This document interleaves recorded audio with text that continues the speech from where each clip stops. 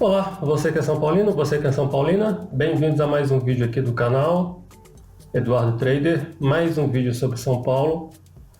Em primeiro lugar, eu já vou pedir desculpa para vocês, porque eu fiquei alguns dias sem postar vídeos, porque eu tive muito trabalho para fazer nesses dias, então não dei conta de postar vídeos, tá? Não tive tempo hábil. Mas enfim, vamos voltando aí aos vídeos e hoje estou gravando esse vídeo aqui logo depois da vitória heróica aí do São Paulo contra o Água Santa, né? Enfim, foi um jogo às 3 da tarde, com um calor muito forte, né? Os jogadores visivelmente sentiram. O São Paulo deu para ver aí que já no início do segundo tempo já não era mais o mesmo, já no final do segundo tempo já não era mais o mesmo, tá? E realmente foi um jogo que foi nesse horário porque, eu não sei se você sabe, mas o estádio do Água Santa, ele não tem iluminação própria, então não tem como haver jogos lá na parte da noite. Todos os jogos lá devem ser disputados durante o dia, com a luz do dia, né? E, enfim, só que a luz estava muito forte, né? E um jogo aí de segunda-feira de carnaval, realmente uma data ruim, mas é assim que é o calendário do futebol brasileiro e é comum aqui no Brasil, né? Mas falando especificamente sobre o jogo, o São Paulo começou o jogo impondo seu ritmo, o Água Santa todo atrás, mesmo jogando em casa, tá? O São Paulo ele criou algumas oportunidades, né? Perdeu um gol com o Igor Gomes, com o Rigoni e depois com o Reinaldo. O Reinaldo não foi nem muito perda de gol, não. Ele, se tivesse feito, seria um golaço, né? Uma bola que veio cruzada da direita, ele pegou de primeira de chapa, a bola saiu um pouco por cima, né? Mas enfim, eu nem digo que ele perdeu aquele gol, mas o Rigoni, por exemplo, eu achei que ele poderia ter feito aquele gol, tipo assim, estava quase embaixo do gol, era só ele ter, né? Ele tentou tocar de primeira por cima do goleiro, e a bola subiu muito. E o Igor Gomes, eu acho que não preciso nem falar, né? A torcida já está com falta de paciência com ele já. Igor Gomes que sempre toca para trás, ele nunca manda a bola para frente, ele sempre é horizontal e não vertical. E eu acho que isso muitas vezes atrasa as jogadas do São Paulo, né? E eu acho que todos estão tendo as mesmas impressões aí, que o Igor Gomes, ele precisa fazer com que o jogo dele seja mais vertical. Enfim, os 3 jogadores perderam gols, o jogo teve uma paralisação aí para hidratação tanto no primeiro tempo quanto no segundo tempo, né? Na metade do primeiro e na metade do segundo. O São Paulo imprimiu ritmo forte, tá? Até lá praticamente durante o primeiro tempo todo, o São Paulo comandou o jogo, com algumas exceções aí do Água Santa, praticamente, tipo assim, no primeiro tempo o Água Santa chutou 2 bolas no gol. Foi uma que o Jandrei defendeu, fácil, e o gol, né? O São Paulo marcou com um gol de pênalti, que o Reinaldo bateu, foi um pênalti no Juan, né? E foi realmente pênalti. O Reinaldo bateu, como sempre, muito bem batido. E eu pensei que a partir daí o São Paulo ia jogar mais no contra-ataque, né? Só que logo depois o Água Santa fez o gol. Eu acho que se tivesse permanecido nesse resultado e voltasse para o segundo tempo com o resultado de 1-0, o Água Santa está precisando de resultado porque está sendo rebaixado, ele iria vir para cima. Isso ia abrir portas para o São Paulo fazer mais gols. Mas não, o Água Santa conseguiu. Se eu não me engano, foi o Fernandinho, tá? Deixa eu ver aqui. O Fernandinho fez o gol para o Água Santa.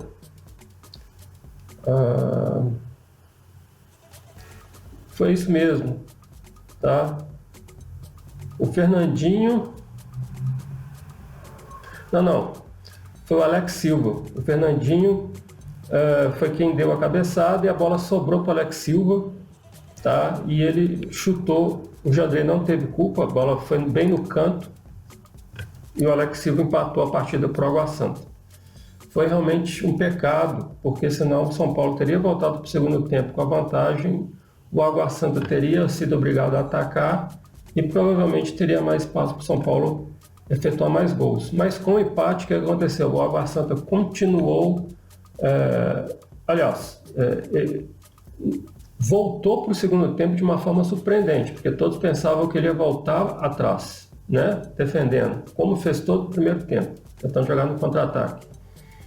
Parece que como o técnico viu que não estava dando muito certo, ele voltou para o segundo tempo fazendo uma pressão muito grande no São Paulo. Tanto que, se vocês forem ver aqui, os gráficos, eu vou colocar aí para vocês depois, tá? Eu estou gravando esse vídeo agora, depois eu vou fazer uma edição e vou jogar o gráfico do SofaScore. Vocês vão ver que o São Paulo dominou praticamente todo o primeiro tempo, olha, tá aí para vocês verem. São Paulo dominou praticamente todo o primeiro tempo, tá? O único lance mais perigoso aqui, olha, o gráficozinho aqui está um pouquinho maior para o Água Santa, foi no lance do gol do Água Santa, foi no finalzinho do primeiro tempo. Pois bem, quando voltou para o segundo tempo, o Água Santa não voltou com a mesma postura, ele voltou atacando o São Paulo. Então vocês podem ver aqui o gráfico, olha, em verde, do time da casa, tá? O gráfico azul no SofaScore sempre é o time de visitante e o verde sempre é o time da casa, tá? Vocês podem ver aqui, ó, que minuto após minuto, nos primeiros aí 10, 15 minutos, tá, do segundo tempo, o Água Santa comandou a partida, tá? Surpreendentemente. E depois o São Paulo efetuou algumas mudanças. Eu acho que esse domínio aqui do início do segundo tempo se deveu a dois fatores. Primeiro, porque o técnico do Água Santa, ele viu que o posicionamento de jogar todo atrás para jogar no contra-ataque não estava dando certo. Então, ele provavelmente propôs ao time, no início do segundo tempo, tentar surpreender o São Paulo, fazendo uma pressão maior. E segundo, os jogadores do São Paulo já estavam cansados do primeiro tempo, tá? Então, mais ou menos aqui, ó, por volta de 15 minutos, o Rogério Ceni promoveu 4 mudanças de uma vez, o que fez com que o time conseguisse recuperar o domínio da partida. E vocês podem ver, ó, a partir do momento que foram feitas as mudanças, o São Paulo retomou o domínio do jogo de novo, tá? Com alguma exceção aqui, olha, essa partezinha, esse minuto aqui do jogo, cada palitinho desse, pessoal, equivale a 1 minuto, tá? Se vocês não sabem, aqui no SofaScore, no gráfico de pressão, cada palitinho desse equivale a 1 minuto, e nesse minuto aqui, o gráfico foi favorável ao Água Santa, mas nos demais todos foram favoráveis ao São Paulo. E sendo que o gol do Calheri saiu aqui, ó, no finalzinho, tá? E o que acabou aí decretando a vitória de São Paulo e um golaço, né? A bola sobrou para ele na grande área, ele realmente deu uma bicicleta bem bonita, nem ajeitou nem nada, do jeito que a bola caiu, ele fez a bicicleta, fez o movimento e fez o gol, tá? Então aí São Paulo 3 pontos. São Paulo agora que está em primeiro lugar do seu grupo. Se eu não me engano, o grupo do São Paulo, deixa eu ver aqui no SofaScore de novo. Grupo do São Paulo. O grupo do São Paulo tem São Paulo, São Bernardo, Ferroviário e Novo Horizontino. São Paulo e São Bernardo estão com 14 pontos cada um, só que o São Paulo leva vantagem no saldo de gols, tá? O São Bernardo não tem saldo de gols e o São Paulo tem 4. Ferroviária 10 pontos e o Novo Horizontino 3. Ok? Então o São Paulo aí na liderança. Se eu não me engano, agora enfrenta o Corinthians no sábado, clássico, tá? E, enfim, com alguns desfalques, o São Paulo hoje já teve alguns desfalques. Nicão com Covid. Quem mais?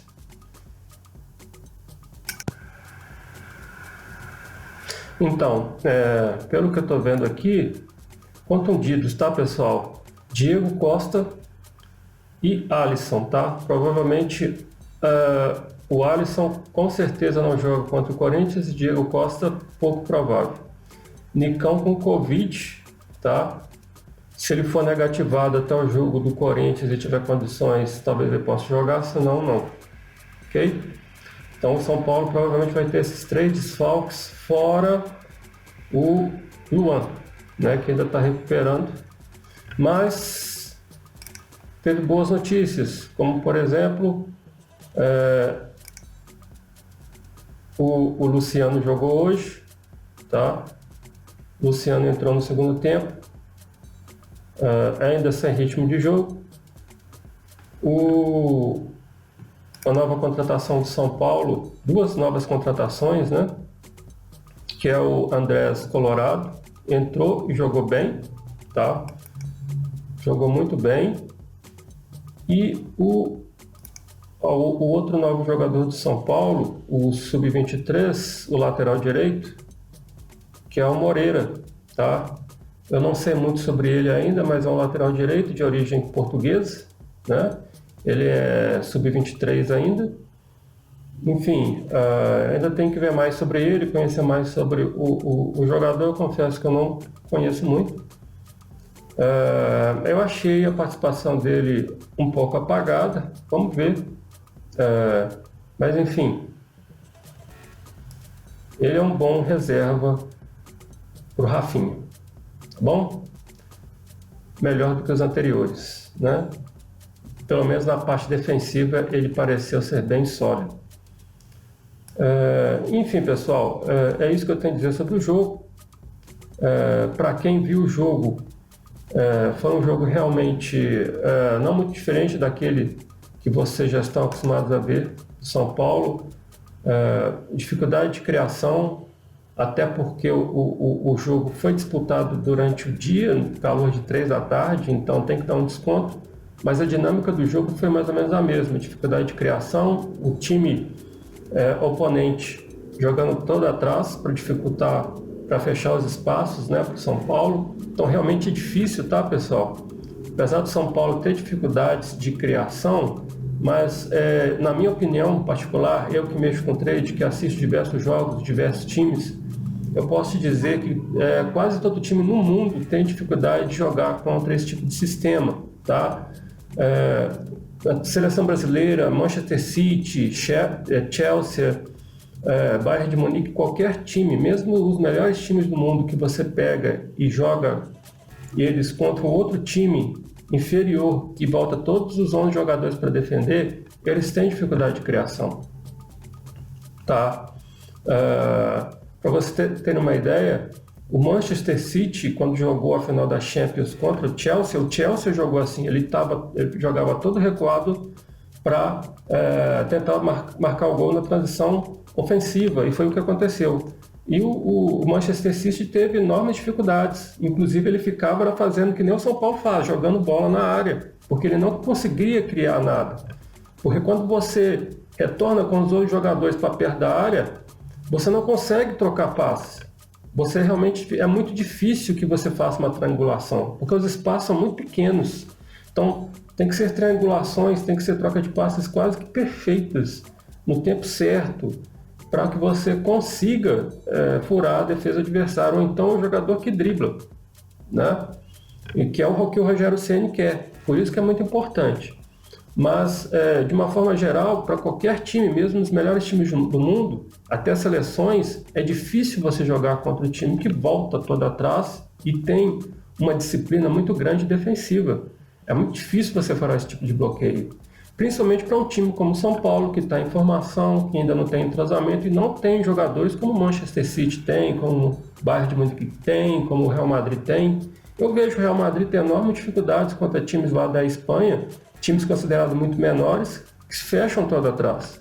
Muitas vezes o Real Madrid é surpreendido por esse tipo de estratégia. Empata jogo que deveria ganhar, perde jogo que deveria ganhar. Então, há que se dar um desconto para esse tipo de jogo. E realmente, o São Paulo, você vai ver o grande potencial do São Paulo quando o São Paulo joga contra times que realmente se abrem também para jogam e deixam jogar. Que é o que aconteceu, por exemplo, contra o Red Bull, o qual foi um jogaço de muitos gols, né? Mas eu acho que no jogo contra esse, a defesa do São Paulo talvez seja o ponto fraco, tá? Eu acho que o São Paulo é capaz de criar e marcar. Eu não estou preocupado com isso, porque, como eu disse, qualquer time tem dificuldade de se jogar contra times que estão todos atrás, os 11 jogadores atrás, tá? Só que, e na hora de defender? Será que o São Paulo consegue defender só com 2 zagueiros? Eu acho que o jogo do Red Bull demonstrou talvez uma fraqueza do São Paulo, que tomara que não seja demonstrado novamente contra Palmeiras, contra Corinthians, contra jogos de times mais fortes, contra times mais fortes, né? Porque aí sim a nossa defesa vai ser testada. Nossa defesa não foi testada contra o Água Santa, mas tomou um gol, né? De vacilo. Isso não pode ficar acontecendo contra times como Palmeiras, senão a gente não vai tomar um gol só, a gente vai tomar 2, 3, né? Contra o Flamengo, por exemplo, vai acontecer o que aconteceu ano passado. Então, é preciso que, já que a nossa zaga ela está só jogando com 2, é preciso que ela seja bem protegida, é preciso que ela esteja bem entrosada, né? É preciso que os jogadores estejam em forma, numa boa fase, porque senão realmente complica, né? Eu acho que a zaga ainda é o ponto fraco do São Paulo, porque na hora que a gente jogar contra times tão fortes quanto nós, ou mais fortes, eles vão tentar atacar, e aí isso vai ser uma brecha, uma coisa positiva para o São Paulo, porque o São Paulo vai ter mais espaço para criar, e eu acho que aí, se o São Paulo não perder oportunidades, eu acho que ele pode marcar gols. Mas o perigo é tomar. Eu acho que a nossa zaga ainda está um pouco aí frágil, digamos assim. Mas é isso. Eu vou pular direto para as notas, tá? Então vamos lá. Jandrei, eu achei que foi bem, né? Ele deu uma falhada ali numa hora que o Miranda recuou a bola para ele, mas enfim, passa. Eu acho que eu vou. Deu bons passes, ele tem uma série de jogo muito boa, tá? Sem dúvida nenhuma, ele é o titular do São Paulo. No último vídeo que eu fiz, ainda tinha essa dúvida de quem ia ser o titular, mas hoje eu acho que não deixou nenhuma dúvida de que ele deve ser o titular. Eu acho que não tem realmente o que pensar sobre isso. Jandrei titular, e nesse jogo contra o Água Santa, eu dou uma nota 8 para ele, apesar de ele não ter sido muito exigido. Eu acho que ele está sempre ali passando segurança, eu vou dar uma nota 8. O Moreira precisa, lateral direito, novo lateral direito de São Paulo, sub-23. A gente precisa conhecer mais sobre esse jogador português. Pelo que eu vi, eu vou dar uma nota 6 para ele, tá? Vou colocar ele na média, mas preciso ver mais jogos dele. Arboleda, sempre seguro, tá? Apesar ali do vacilo, eu acho que o vacilo, inclusive, foi no setor dele, tá? O vacilo do gol, mas eu vou dar aí uma nota 7 para o Arboleda. Miranda, eu também vou dar uma nota 6,5 para o Miranda.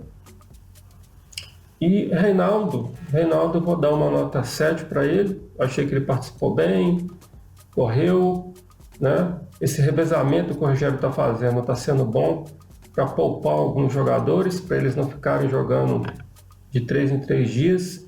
Acho que o Reinaldo rende muito mais assim. Reinaldo já demonstra ser um jogador já há alguns anos que ele inicia a temporada muito forte e depois ele vai decaindo, porque realmente ele vai perdendo o físico dele conforme os jogos. Eu acho que esse revezamento que o Rogério Ceni está proporcionando com alguns jogadores vai manter esse padrão físico deles para que eles tenham o mesmo rendimento até o final do ano. Eu acho que o Reinaldo foi muito bem, nota 7 para ele. O Pablo foi muito bem, tá? Enquanto ele esteve no campo. Eu vou dar uma nota 7 para ele. E o Andrés Colorado jogou pouco, mas já deu bons sinais, tá? De que é um jogador que participa na frente, defende atrás. Eu vou dar uma nota 7 para ele também, embora ele tenha jogado pouco, mas é um jogador que promete bastante, é uma promessa positiva muito grande para o time. Rodrigo Nestor, 6, tá? Igor Gomes, não gostei. Assim como muitos, eu acho que ele não é um bom jogador para São Paulo. Sinto muito dizer isso, mas de vez em quando ele marca alguns gols, mas ele é muito horizontal, ele tem que aprender a ser mais vertical. E ele corre bastante, ele se esforça bastante, dá para ver isso, tá? E os técnicos provavelmente que passam pelo São Paulo gostam dele por isso, ele consegue, taticamente ele é muito bom, tá? Mas na hora que ele pega a bola ele é muito horizontal, ele às vezes atrasa a jogada de São Paulo, ele não tem aquele dom de dar um passe decisivo para uma assistência decisiva. Então eu acho que isso é um ponto, né, que ele precisava melhorar para ser um jogador melhor. Ele corre bastante, é o forte dele, se esforça muito, mas ele precisa ter mais habilidade para jogar no meio do campo de São Paulo e se destacar. A nota 5 para ele. Marquinhos entrou, foi muito bem, participou, nota 6,5. Rigoni, a gente sabe que o Rigoni sabe jogar bola, mas eu não sei o que aconteceu com ele, eu não sei se ele foi abduzido, trocado por outro jogador, pelo irmão dele, não sei, a fase dele está ruim, tomara que seja só uma fase, porque todos nós sabemos que ele sabe jogar bola, tomara que ele volte, saia dessa fase ruim e volte para a fase boa que ele estava passando na época do Crespo. Eu acho que quando o jogador está desse jeito, ele está numa má fase, ou o sistema do time não está colaborando para ele, e enfim, vamos esperar aí que isso mude, né? Éder começou bem, mas depois cansou, visualmente cansou. O Éder não é um jogador que tenha um físico para aguentar o jogo todo, ainda mais no calor que estava. Então, nota 6 para ele, tá? Esqueci de dar a nota do Rigoni. Vou dar uma nota 5,5 para o Rigoni e vou dar uma nota 6 para o Éder. E o Luciano, depois que entrou no lugar do Rigoni, eu vou dar uma nota... O Luciano está sem ritmo de jogo ainda, eu vou dar uma nota 6 para ele pelo esforço. O Luciano é sempre esforçado, mas enfim, deu um probleminha com ele ali no final do jogo, que propiciou a segunda expulsão do Água Santa, né? Os jogadores do Água Santa parece que acharam ruim ele estar sendo meio displicente. Ele estava tocando a bola, olhando para um lado e olhando para o outro. E os jogadores do Água Santa parece que não gostaram muito disso. Eu achei isso uma besteira, mas enfim. Deu no jogador do Água Santa expulso. Luciano é um cara sempre que é esforçado. Nota 6 para ele, porque ele está sem ritmo de jogo, está precisando de melhorar. Está precisando de adquirir esse ritmo que ele tinha. O Calheri, sem palavras, tá? Nota 10 para ele pelo gol. Foi dele o gol decisivo que deu a vitória, gol de bicicleta, então para mim não precisa fazer mais nada. Nota 10, Calheri. E Juan também jogou muito bem, tá? Ele é jovem, né? Tinha condições aí de correr muito, mesmo naquele sol. Teve uma boa participação, nada muito decisivo, lógico, ele sofreu o pênalti, né? Participou, mas fora o pênalti ele não apareceu muito. Participou, mas não apareceu bastante. Eu achei acho que uma nota 6 para ele, está de bom tamanho. E o Gabriel Sara, aquela coisa de sempre, ele é bom taticamente, assim como o Igor Gomes. Ele é um Igor Gomes melhorado. Ele é um Igor Gomes que marca gols mais frequentemente, que dá assistências mais frequentemente. Então, eu não concordo com as críticas para o Gabriel Sara, eu concordo sim com as críticas para o Igor Gomes, mas para o Gabriel Sara, eu acho que o Gabriel Sara salva bastante o São Paulo, participa muito dos gols do São Paulo, tanto defensivamente, taticamente, quanto dos gols ofensivamente. Então eu acho injusto as críticas com relação a ele. Eu acho que é um jogador na média em todos os sentidos. Se ele não é muito forte em um aspecto, ele é equilibrado em todos. Vou dar uma nota 6,5 para o Gabriel Sara. Entrou só no segundo tempo, meio apagado, mas eu acho que a participação dele foi boa, de uma forma geral. E o Rogério Ceni, eu acho que na hora que ele viu que o Água Santa tomou o domínio do jogo, ele fez o que era necessário, que era mudar o time. Mudou o time melhorou, retomou o domínio do jogo, como eu mostrei para vocês no gráfico lá do SofaScore, e voltou ao normal. São Paulo é aquilo mesmo, né? Jogando contra o time todo atrás, é aquele jogo de toques, tentar achar o espaço, e porque no início do segundo tempo estava atípico, o Água Santa estava dominando, pelos dois fatores que eu mencionei para vocês. O que eu falei lá no início do vídeo? O técnico do Água Santa provavelmente tentou mudar um pouco a atuação do time para surpreender o São Paulo, pelo menos nos primeiros minutos, enquanto o time ainda tinha gás. E é lógico que lá para os 15 minutos isso acabou. E os jogadores de São Paulo já estavam desgastados, né? E o pouco gás que eles tinham foi para correr atrás dos jogadores do Água Santa, da correria do Água Santa no início do segundo tempo. Depois de 15 minutos, o Rogério viu que o Água Santa começou a cansar e ele falou: eu vou trocar agora os meus jogadores, porque agora o Água Santa não vai ficar atacando demais, porque eles cansaram. Então ele foi estrategicamente perfeito nesse aspecto e trocou os jogadores na hora certa, fez 4 alterações de uma vez, quase que renovou o time, e o time retomou o controle da partida, pelo menos voltou àquela normalidade do primeiro tempo. E foi até o final assim. São Paulo, na minha opinião, não teve mais muitos problemas a partir desse momento das trocas. Lá para os 15 minutos em diante, até o final do jogo, não teve mais muitos problemas. E só faltou o gol mesmo, que saiu no finalzinho. E aí o São Paulo venceu e está de bem agora com a vitória, pelo menos, né? E vamos ver agora para o clássico contra o Corinthians, tá bom? A minha opinião para o clássico contra o Corinthians, esse jogo tem cara de empate, tá? Corinthians aí vai ser a primeira partida do novo técnico. Eu não sei qual sistema que ele vai adotar, se ele vai seguir com o velho sistema, se ele já vai de cara vir com outro sistema. Geralmente os técnicos continuam com o sistema antigo, porque senão ele quebra de uma hora para outra, o time fica todo bagunçado. Talvez o Corinthians tenha alguma chance, então, dessa forma. O São Paulo é um time com dificuldades de marcar, então tem que ver qual que vai ser a postura do Corinthians, se o Corinthians vai se armar todo atrás para jogar no contra-ataque, se ele vai tentar se impor para cima do São Paulo, enfim. Mas, de qualquer maneira, eu acho que esse jogo aí é para under goals, né? Você que mexe com trade aí, a gente fala under, é abaixo de 2,5 gols. E talvez até um empate de 0-0, tá? Eu acho que tem muito cara aí de 0-0, 1-0, 1-1, algo do tipo. Tá? Quase como sempre, os jogos de São Paulo e Corinthians são assim. Bom, vamos esperar que São Paulo faça uma boa partida e, quem sabe, uma vitória. É isso que eu queria falar com vocês. Espero que vocês tenham gostado do vídeo. Deixe seu like, compartilhe aqui o canal para que ele cresça e vamos lá.